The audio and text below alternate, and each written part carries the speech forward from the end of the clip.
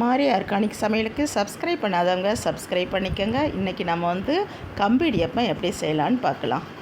இடியப்பத்துக்கு வந்து ஊற போட்டிருக்கேன். கம்பு இடியப்பம் 4 கப்பு பச்சரிசி எடுத்திருக்கேன்.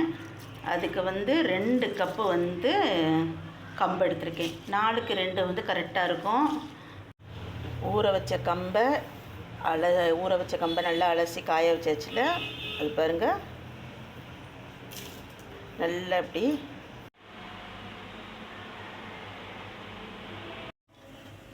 ஆவி பறக்க இடியாப்பம் ரெடி.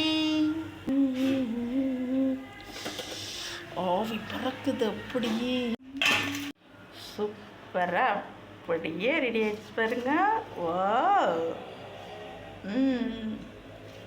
மிகவும் ஆரோக்கியமான கம்பு இடியாப்பம், கம்பு கொழுக்கட்டை தயார்.